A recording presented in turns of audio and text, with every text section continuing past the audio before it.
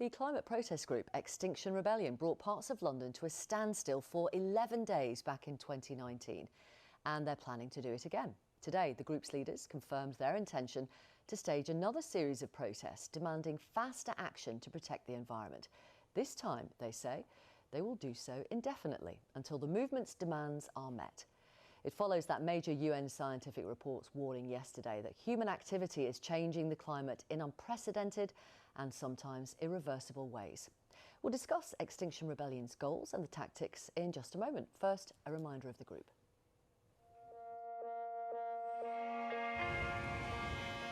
Yesterday's report confirming that we're to blame for warming up the world, and the warm words the report received was significant for Extinction Rebellion, or XR as they're known. But they also want action now, and they plan to take it. The 23rd of August is the date in their diary when they aim to create more scenes like these, occupying sites around London with 2 weeks of civil disobedience. Their website offers essential training for all rebels, introducing would-be demonstrators to their tactics of non-violent action, quote, whether you want to be arrested or not. They're calling the next phase of disobedience the Impossible Rebellion, looking to make what appears to be politically impossible inevitable. Their top demand? An immediate end to any new investment in fossil fuels. But are people ready for the impossible now? Although XR will primarily target the city, other areas of London are likely to experience disruption. A test of patience with a public which polls suggest are otherwise increasingly concerned about the climate. As recent devastating scenes have shown, the effects of climate change are very present. And in the words of XR, we spend more time measuring it than trying to stop it. So they'll be stopping parts of London, which will, of course, come at a cost. Expect more cops on the streets of the capital before COP26 in Glasgow. So when the warnings of the effects of climate change are so dramatic, what is the right way to make sure governments and us individuals are alert to the threat? Let's talk to co-founder of Extinction Rebellion, Claire Farrell, and also to Sam Hall, the director of the Conservative Environment Network. That's a membership organisation for conservatives who support conservation and decarbonisation. Welcome, both of you. Claire Farrell, what's the plan then? Hi. Well, so the plan is that people are going to go and meet, first of all, at Trafalgar Square on the 23rd at 10 o'clock in the morning. So I hope lots of people will join us. You'll be really welcome as well. So will you, Sam. And people will come together in mass protest. I think there's going to be multiple occupations. I don't know every single bit of the detail about what's planned because we have a very distributed kind of network of people. The first week will be mostly focused on talks, crisis talks, and inviting people to come to a table and discuss what we think should be taking place, which we don't think that the public are enabled to participate enough in politics, which is why we advocate for citizens' involvement in our democracy. And the second week will focus more on the City of London. We've got a new intermediate demand, which is about stopping immediately all new investment in fossil fuels, which obviously, you know, if the IEA starts saying that that's what needs to happen, it's obviously pretty simple, and it's the very least that we could do is just to stop making things worse. How much disruption are you expecting to evolve?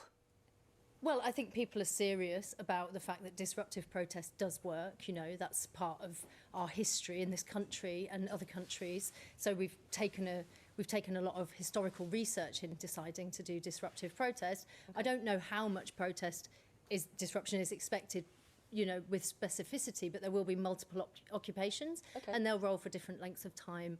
Yeah. Sam Hall, what do you think of that? Well, I think Extinction Rebellion's tactics in the past and potentially this next action as well are going to be counterproductive. They disrupt people's way of life and through their tactics, and the message that they're putting across as well, focusing on this idea that taking action on climate change is some sort of sacrifice and massive risk rather than instead seeing it as an opportunity. I think if you look at the government's record, we do have the fastest decarbonisation rate in the G20. We've nearly ended coal power. Huge amount to do, and the UN report yesterday from the IPCC made that very clear. And I'd like to see, you know, stronger action, particularly on how we decarbonise our homes. But that is to create market signals to bring consumers with us, and crucially to create green jobs as well, and to make sure that there's an economic dividend in it from people. What do you say to that, Claire?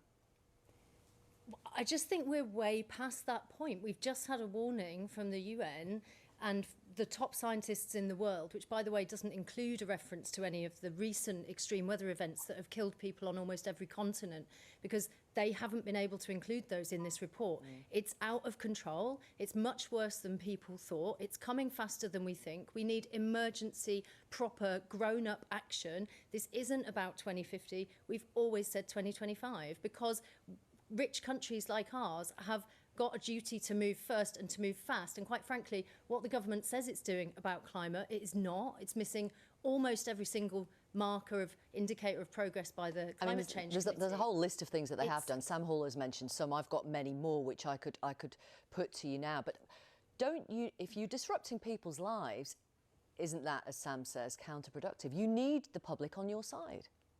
Well, look, we don't need to be particularly popular. What we need to be is effective. We're not trying to win elections. We're not trying to take any power. In fact, XR doesn't want power. Okay. It wants to give power to normal people. Sam Hall, it does. I mean, you've heard what Claire says. I don't need to repeat it for you. They don't care. It's not a popularity contest. They don't mind if they disrupt people's lives, if it attracts attention.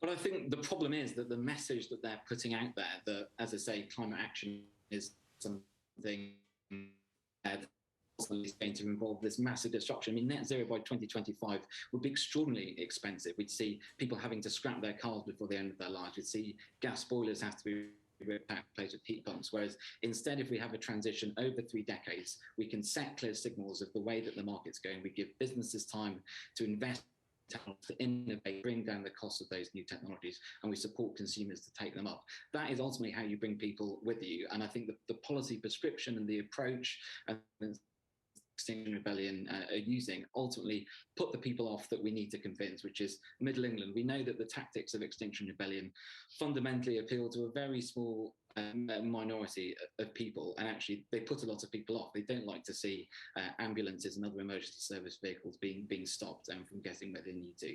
They don't like people commuting into work and having all these other pressures of day-to-day life, having to contend with the disruption that the protests cause. And I just think, there's incredibly positive story that we need to tell about net zero, of the economic opportunity, and what Extinction Rebellion is putting across instead is a distraction and an unbiased message. Okay. Apologies for the quality of the Zoom, but we've absolutely got the gist of what you're saying, Sam Hall. Let me put it to both of you in the last few seconds that we have. In the end, people like you are going to have to work together, aren't you? Well, yeah, and that's why we're an open movement. That's why we've worked with people from the Conservative end of the spectrum and from the left end of the spectrum.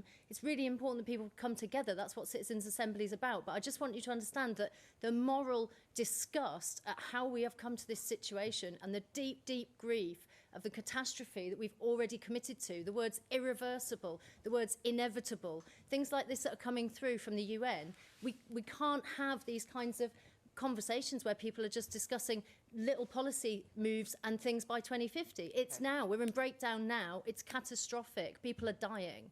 Thank you very much, both of you. Thank you for your time. Claire Farrell and Sam Hall.